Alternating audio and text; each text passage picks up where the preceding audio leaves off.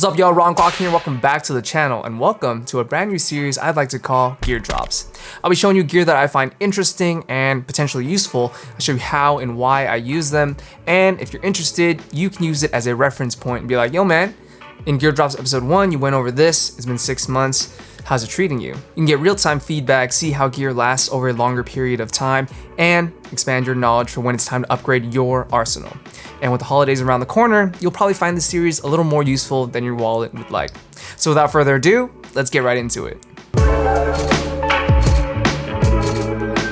Let's start with a little daily endurance. This little guy is the Benks MagSafe portable charger. It's 5,000 milliamp hours, which isn't too much, but if you're using an older phone where the battery's deteriorated a little bit, if you're working on your phone all day, being productive, but at the same time draining its batteries, you can just stick this battery pack right on there. Any MagSafe compatible phone or case that's MagSafe compatible will be able to take this thing and get you just enough juice to get through the day without a problem. It's real subtle, thin, all matte black, not a lot of branding.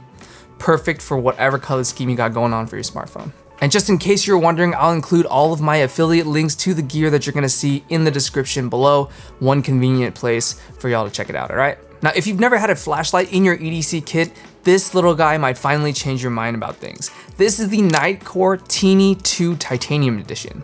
And I never knew you could do so much with 2 buttons. This thing has several lighting intensities. You've got the 1 lumen moonlight, you've got a 15 lumen, a 65 lumen, a 200 lumen, and a hold to activate turbo mode of 500 lumens. 2 levels of lockout modes and a screen to show you what mode you're in and how much time you have left, which I found really awesome, so you know exactly how much power you have left.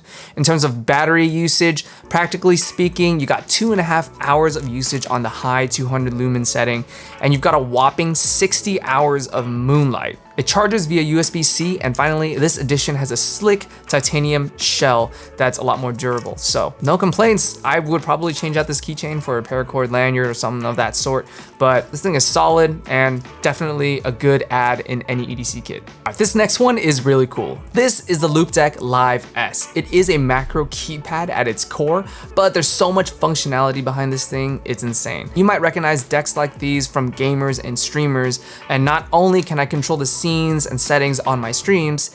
Yes, I have started streaming. I've done 2 live streams so far. It's a great time chopping it up about EDC. Keep your eyes peeled for when the next one will go live. But not only can I control my stream settings, but I use this for productivity as well. You hook this up to your computer, and if you want to adjust your volume, access Gmail, or open up a suite of productivity apps to start your day, you can fully program any of these buttons. There's 15 touchscreen buttons, 2 rotary dials to adjust levels, and 4 more tactile profile buttons that you can program any which way. Personally, I would use this in Lightroom when you want to adjust brightness, levels, settings, all that stuff. You can assign that to any one of these buttons and you're all set to go with the macro pad right beside you. Now, LOUPEDECK has a full-size console called the LOUPEDECK Live with more rotary dials and buttons, but let's be honest, this thing is more than enough to program any of your shortcuts into and streamline your workflow. Now, it's on Indiegogo right now, but I believe that the last day for pre-orders is September 30th, 2022. So get on it, check it out, learn more about how this thing can improve your workflow,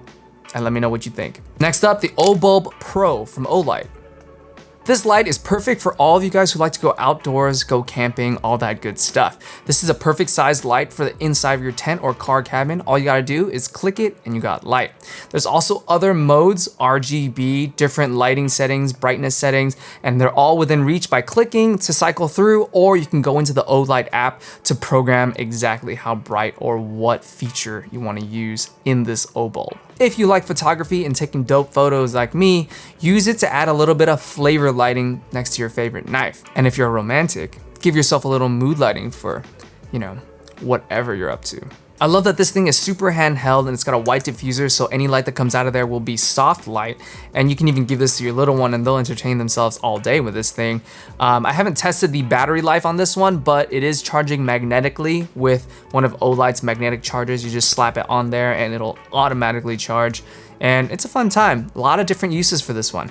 Now, if that little mini flashlight wasn't enough for you, this is the Fenix E35. This thing has 5 lighting modes going from low eco 50 lumens all the way up to high turbo 3000 lumens. In terms of battery consumption, that's 50 hours on the low and an impressive 1.1 hours on the turbo high. Now this thing sports an aluminum shell, which lends to making it a little more lightweight, and it's IP68 rated. This thing is dust tight and water resistant, more than 1 meter deep for 30 minutes. It'll last longer than that, so don't worry about going camping and it's raining. You need to keep this thing bone dry. You're set in that regard. My only gripe with this flashlight is that you have to remove the battery in order to charge it because the charging port rests in the battery itself. I think this has something to do with making this thing dust tight and water resistant, so there's no ports that are exposed to nature. And the other thing is I wish this thing had a tail switch, because with the button on the side, I have to orient the flashlight correctly in order to operate it, whereas with a tail switch, it doesn't matter how you're holding it, it's always gonna be back here. But otherwise, outstanding lighting performance for the price. Now, after you get back to your desk from a long day of shooting B-roll all day,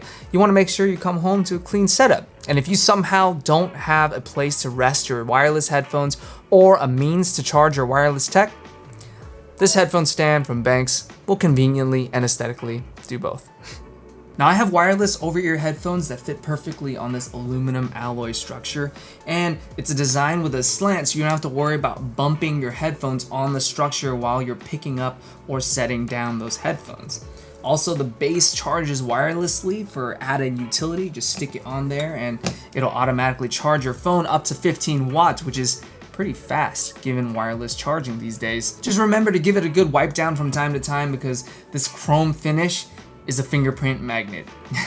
I'm finally winding down after a long day, so I'm getting cozy with my favorite beverage in this 10-ounce Yeti Lowball. Now, Yeti is a powerhouse in the business of keeping cold things cold and hot things hot. So I like to keep my coffee piping hot and my water ice cold. I also got this thing because I'm curious about the mag lid and I was getting tired of flip tops and screw lids. So, very satisfying magnetic closure. Now Yeti is pretty pricey. This one was $20, I believe, retail, but I was able to get it for $15. So I've never had a Yeti product before. This seemed like a great place to start, or gateway product, if you will. And yeah, can't wait to enjoy it. Not gonna lie though, the real reason I got this thing is because of the free slaps that they give you inside the cup. And that is Gear Drops episode 1. I really hope you enjoyed this one, checking out all this gear with me. We had some analog products, some tech products. I think we had a good spread for this first episode. I hope you guys saw something you wanted to learn more about or are curious about incorporating into your loadout. A reminder, all the affiliate links for all this stuff will be in the description below. So take your time, check it out, and let me know what you think. Comment below on what you want to see next on episode 2 and on. Hit that like button if you enjoy this one and subscribe if you haven't already. And I'll see you guys in the next episode. Take care. Live with purpose.